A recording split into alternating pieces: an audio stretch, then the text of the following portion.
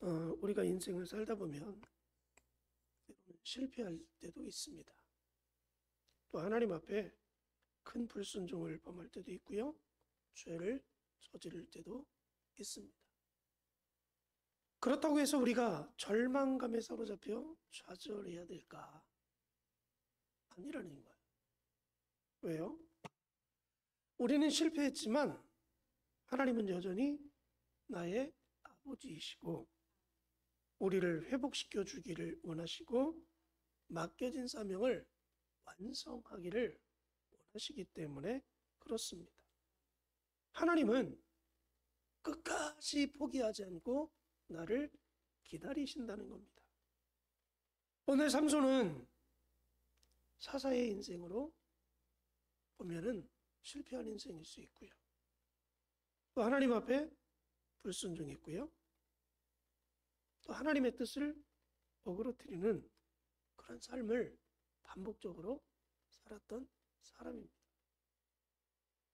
세상을 사랑했고 이방 여인을 사랑했고 하나님 맡겨진 사명은 외면했으며 쾌락을 만족하기에 바빴던 그런 인생을 살았던 인물입니다.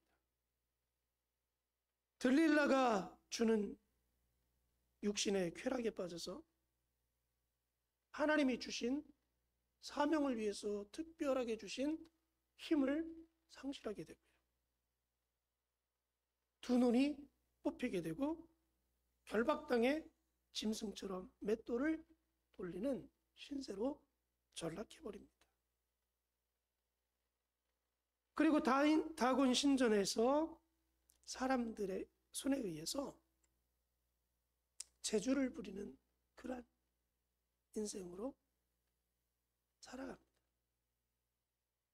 삼손 한 사람의 실패가 도리어 하나님의 영광을 가리는 그러한 일로 연결이 됩니다. 22절, 23절, 24절 보면 우리의 신이 우리 원수 삼손을 우리 손에 넘겨주었다고 다 모여 그들의 신 다곤에게 큰 제사를 드리고 즐거워했고 백성들도 삼손을 보았으므로 이르되 우리의 땅을 망쳐놓고 우리의 많은 사람을 죽인 원수를 우리 신이 우리 손에 넘겨주었다. 자기 신을 찬양했다. 이 이야기는 뭐예요?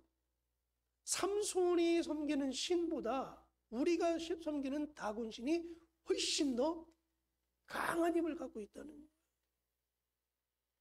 그러므로 이 다곤 신이 저가 믿는 여호와를 이기고 그 여호와가 부리는 이 사사 삼손을 우리 손에 우리 신이 넘겨줬다는 거예요. 그러니까 하나님의 이름이 망령되이 여김을 당하는 그런 결과를 만들어내기도 했고요. 또 자기가 사사로서 사명자로서 하나님의 영광을 드러내야 되는데 그것이 망가져 버렸고요. 두 번째는 삼손이 많은 사람들 앞에 재주를 부리는 그러한 사람이 됐어요. 하나님이 그가 그러한 삶을 살으라고 세상에 보낸 게 아니거든요. 이스라엘 백성들을 어둠 속에 있는 블레셋 손에 고통당하는 그들을 건져내라고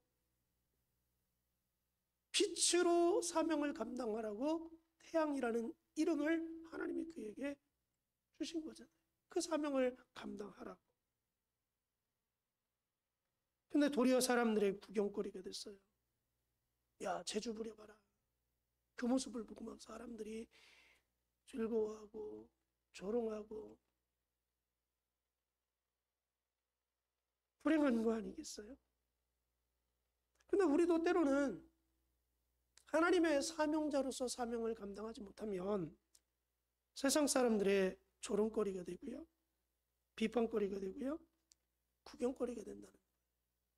분명 예수님은 우리에게 너희는 세상의 빛이고 너희는 세상의 소금이다라고 말씀하셨어요. 어둠을 향하여 빛을 비추고 부패한 곳에 부패가 멈출 수 있도록 소금의 역할을 또 세상에 그리스도의 맛을 내라고 우리에게 세상을 주신 거죠. 근데 우리가 그 사명을 감당하지 못하면 어떻게 된다 그랬습니까? 소금이 맛을 잃으면 밖에 버리워져 사람들에게 밟힌다고 말씀하셨어요. 사명자가 사명자 역할을 감당하지 못하면, 그리스도인이 그리스도인답게 살지 못하면, 믿음의 사람이 믿음을 잃어버리면 가치가 없어진다. 가치가 없으면 세상 사람들에게 밟힌다는 거예요. 조롱당하고 비판당하고 손가락질당하고 우스움을 당하게 된다는 거죠. 오늘 삼손이 그러한 모습, 근데 우리도 때로는 그런 모습을 경험할 수 있다는 거죠. 그래서 우리가 믿음의 사람들은 정신을 바짝 차려야 됩니다. 날마다 깨어 있어야 되고요. 날마다 구별된 모습을 우리가 지니고 살아가야 됩니다. 삼손이 완전히 돌이킬 수 없는 회복 불능의 상태에 떨어지고 맙니다. 힘도 잃어버렸죠. 두 눈도 다 뽑혀버렸죠. 더 이상 삼손을 통해서 할 일이 없잖아요. 힘이 있어야 그 힘 가지고 블레셋을 물리치든지, 눈이 보여야 무슨 일을 할 수 있는 거죠. 완전 회복불능의 상태로 전락해버리고 사람들에게 즐거움을 주는 제주꾼으로 전락해버린 그 상태. 그럼에도 불구하고 하나님은 여전히 절망하지 않으십니다. 삼손을 통해서 여전히 하나님은 일하시기를 원하셨고요. 삼손이 사사의 자리로 돌아오기를 하나님은 원하십니다. 하나님은 늘 기다리십니다. 우리가 볼 때, 야, 이 모습으로 무슨 일을 할 수 있을까? 회복될 수 있을까? 감당할 수 있을까? 뭔가 만들 수 있을까? 우리는 이런 질문을 자꾸 던집니다. 부정적인 질문을 던진다는 거예요. 그럼에도 불구하고 하나님은 말씀하십니다. 내가 너를 기다린다. 하나님은 결코 우리가 먼저 버리지 않는 이상 하나님은 우리를 버리는 법이 없고요. 내가 하나님 손을 놓지 않는 이상 하나님은 우리의 손을 결코 놓지 않으십니다. 성경의 역사 속에 하나님이 먼저 버리는 일은 없어요. 사람이 먼저 하나님을 버리기 때문에 버림받는 거죠. 사울이라는 왕이 이스라엘 민족의 일대왕으로서 하나님 앞에 크게 쓰임받습니다. 근데 그가 교만이 들어가서 하나님의 말씀에 순종하지 않아요. 불순종합니다. 자꾸 하나님의 뜻과는 어긋나는 그런 삶을 살아갑니다. 그때 하나님이 말씀하시잖아요. 네가 나를 버림으로 나도 너를 버린다. 내가 하나님을 버릴 뿐이지 하나님은 절대 우리를 버리시지 않는다는 말씀이잖아요. 근데 우리는 자꾸 내가 하나님을 버려놓고도 왜 하나님 나를 버리셨냐? 내가 하나님을 의지하지 않으면서도 왜 하나님이 역사해 주시지 않느냐? 그런 태도를 갖고 살 때가 참 많이 있다는 거예요. 하나님은 절대 그런 분이 아니십니다. 하나님은 오늘도 우리를 향하여 오늘 말씀해 보면 계속 돌아와라, 돌아와라 그렇게 외치고 계시는 거죠. 오늘 28절에 이런 말씀이 나옵니다. 삼손이 여호와께 부르짖어 이르되 주 여호와여 구하옵나니 나를 생각하옵소서. 하나님이여 구하옵나니 이번만 나를 강하게 하사 나의 두 눈을 뺀 블레셋 사람에게 원수를 단번에 갖게 하옵소서 하고 그래요. 이전에 보이지 않았던 삼손의 모습이 보입니다. 어떤 모습이 보여요? 하나님께 부르짖기 시작합니다. 하나님을 찾기 시작합니다. 하나님께 자신의 소원을 간절히 구하는 모습이 나타납니다. 이전에 삼손의 모습에게는 이런 모습이 없었어요. 삼손의 삶 속에는 하나님이 없었습니다. 근데 삼손이 실패하고 자신의 삶의 모든 모습들을 돌이켜보니 자기 인생이 이렇게 끝나면 안 될 것 같아요. 자기를 세상에 보내신 분은 하나님이시고 자기에게 일을 하라고 그 자리에 세워주셨는데, 그리고 하나님이 힘을 주셨는데 돌이켜보니 자기가 한 일이 하나님을 기쁘게 드린 적이 없습니다. 그러니까 하나님 앞에 강청하는 거예요. 하나님,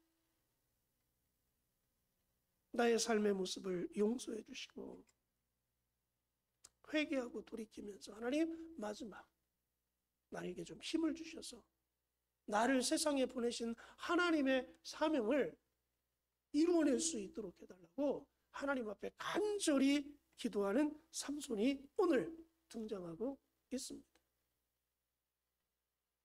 회복불능인 것 같은 삼손,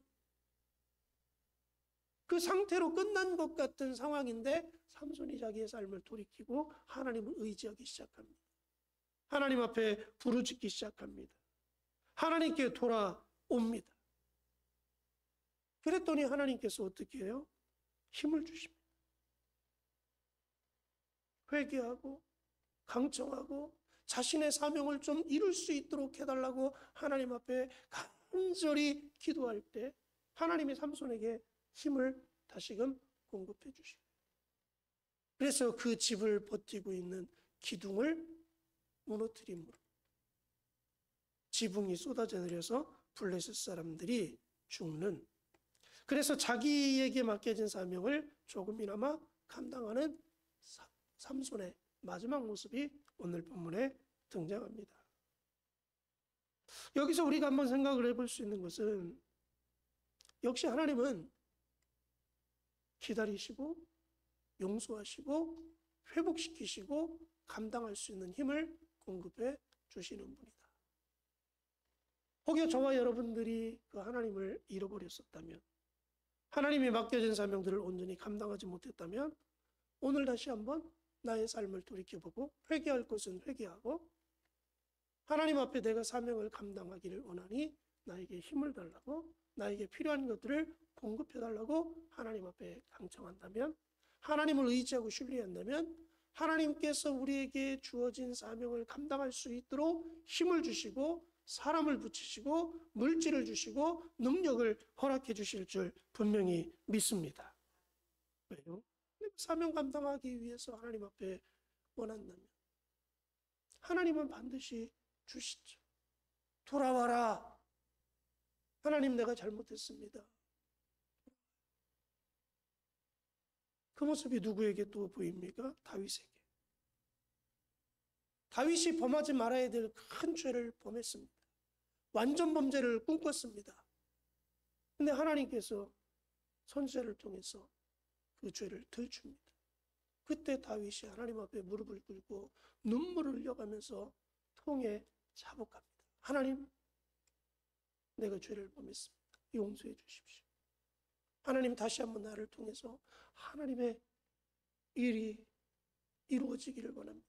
그러면서 회개하고 회개할 때 하나님이 그 회개의 기도를 들어주시고 다시금 다윗을 통해서 이스라엘 민족의 위대한 사명을 감당할 수 있는 사람으로 회복시켜 주시는 모습을 보게 됩니다. 하나님은 돌이켜서 하나님께 돌아오는 자를 외면하지 않습니다. 받아주십니다. 그리고 그가 사명을 감당할 수 있도록 힘을 주시고 필요한 것들을 공급해 주십니다. 그래서 다시 한번 우리에게 기회를 베풀어 주시는 하나님, 그 일을 능히 감당케 하시는 하나님이라는 사실을 여러분 믿으시기 바랍니다. 사도행전 1장 8절에 오직 성령이 너희에게 마시면 너희가 권능을 받고 예루살렘과 온 유대와 사마리아와 땅끝까지 이르러 내 증인이 되리라. 사명을 감당하기 위해서 하나님이 힘을 주시는 거죠. 그러므로 하나님, 나에게 맡겨진 직분을 감당할 수 있도록, 나에게 맡겨진 사역을 감당할 수 있도록 하나님, 이곳에 우리 교회를 세우신 목적 따라 그 목적이 온전히 성취되기를 간절히 소원하니 우리에게 힘 주시고 능력 주시고 부족함이 없도록 공급하시고 채워주셔서 하나님이 기뻐하는 일들을 행할 수 있도록 강청한다면 하나님은 반드시 공급하시고 채워주실 줄 믿습니다. 우리를 반드시 사용해 주실 줄 믿습니다. 그러나 그러므로 이사야 41장 13절에 두려워하지 말라. 내가 너와 함께함이라. 놀라지 말라. 나는 내 하나님이 됨이라. 내가 너를 굳세게 하리라. 참으로 너를 도와주리라. 참으로 나의 오른손으로 너를 붙들리라고 말씀하셨습니다. 오늘 이 약속된 말씀을 부여잡고 다시 한번 하나님 앞에 필요한 모든 것들을 공급받고 체험받아 맡겨진 사역을 능히 감당하는 우리 모든 성도들, 우리 교회가 되어지기를 주님의 이름으로 간절히 축복합니다. 오늘 말씀을 잡고 함께 기도하겠습니다. 참 좋으신 아버지